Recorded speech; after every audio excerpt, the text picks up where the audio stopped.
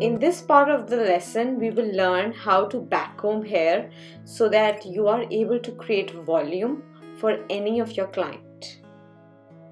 Now, my inspiration for this tutorial comes from Shreya Ghoshal's incident when she came to US and I was asked to do her hair. All she wanted was ton of backcombing and no pinning. So that's what we are going to learn, how to create volume, how to backcomb the hair without using any pins. So this is the final section that we will be using when we are creating volume for backcombing. And we will be doing two types of backcombing right now, a small height backcombing, and then in the second part of the video we will see how we can increase the height of our backcombing. So as you can see, this is our section, this is the bottom part, and the top part is just like a semicircle on the top. Yes, just like that. Now you want to stand right in front of the section that you're backcombing so that you have full control over the angles. So let's start. We will take out thin horizontal sections, and I want you to focus on what we studied about the angles and over direction.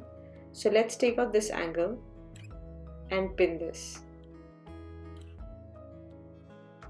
Now for this section, remember we discussed about 0 degrees, so that's 0 degree. This is the tangent. Now where I'm holding here is currently 90 degrees. That's 90. And over direction would be anything beyond, yes, so this is over direction. Now I am going to backcomb the lower part of the hair because it's receding down in over directing angle. So I will pull this up, pinch my fingers and really push the small and the little hairs down. You really want to backcomb on the roots here. You're not looking at backcombing the mid strands or the end. A lot of time people do this mistake that they don't backcomb on the roots but they're backcombing the mid strands and ends. That doesn't make sense. So just backcomb on the roots. See how I'm focusing on the roots, creating volume, and on just the part you backcomb, just spray a bit, okay, and then you can just leave it. You can let it dry. You can use your palm or the back of your hand to support it. Yep, and use the back of the comb. Now keep doing the same thing on the section that we just took out.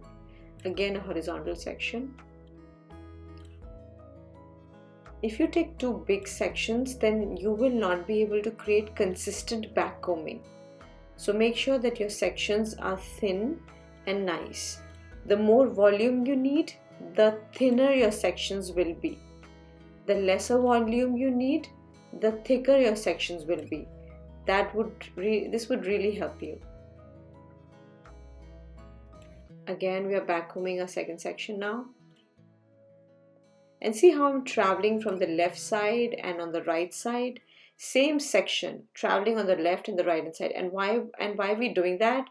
Because we want to create volume uniformly, and the hair and the head is round in shape.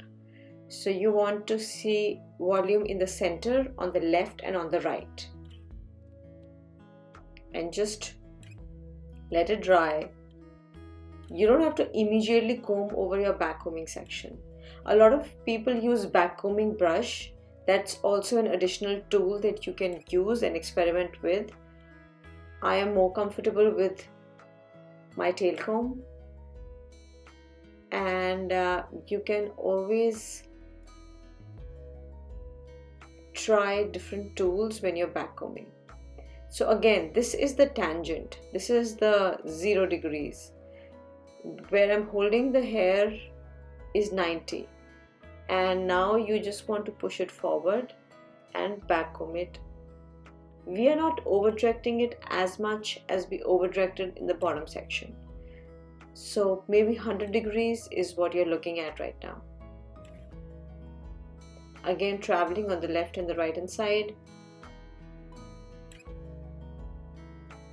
And as soon as you're done backcombing, just spray that section. Make sure that it's dry using the back of the comb and let it dry out. Same, do that for this section also. I'm over directing this one and backcombing. You can really see the thin pieces coming out. Now, while you want the backcombing on the hair strand, you don't want your clients to see it, so you really want to push this thin backcombed hair inside. And now is when I'll go and smooth and marry all my sections together. See, now this is what I call a soft backcombing, a low backcombing. It's not very ostentatiously high. If you want to increase the height of your backcombing, all you have to do is add more sections to this.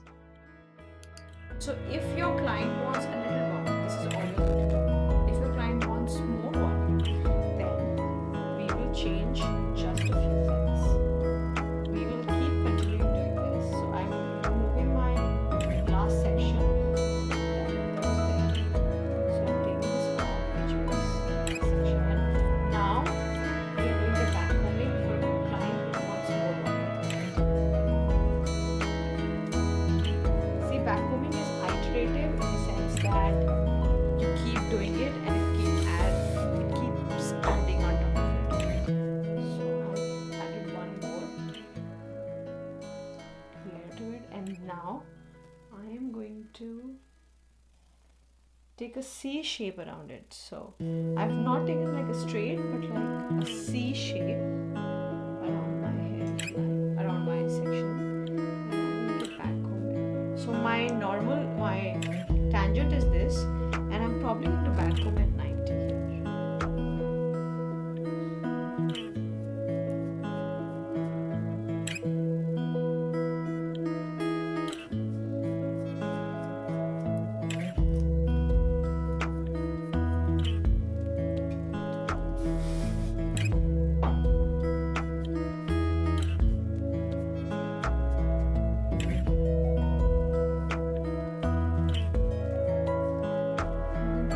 Same thing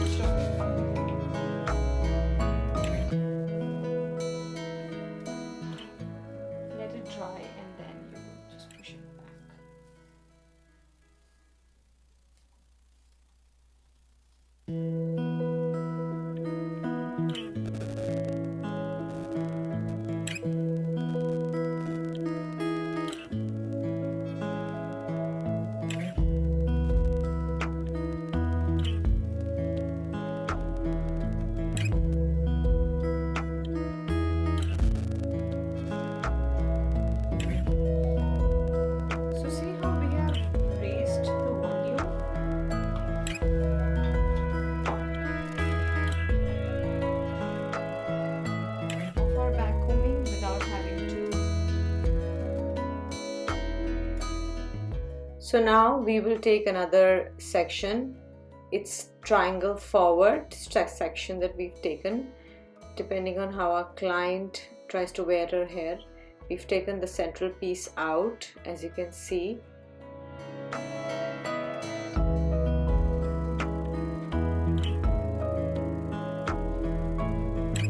So see, I'm leaving the fringe out and just going ahead with my 90, and this is a really big section, but what this section will do is it'll cover most of my backcomb. So that's what it's supposed to do. So see, I'm just taking this thick section, backcomb just a bit,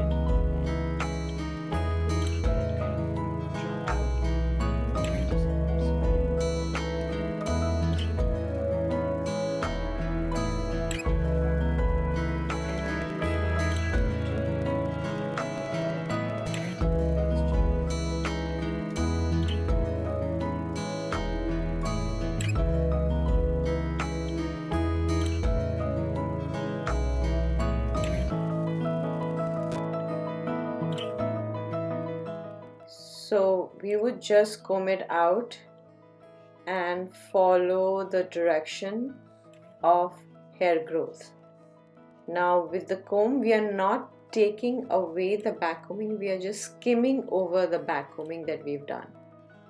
And slowly make sure that it's like a small hill where the height increases from the front, goes up till 45 degrees to the chin, which is the highest point, and then down. Now the backcombing really needs to look like soft. It needs to look like a natural head shape. And then on the sides, we'll just marry the sections.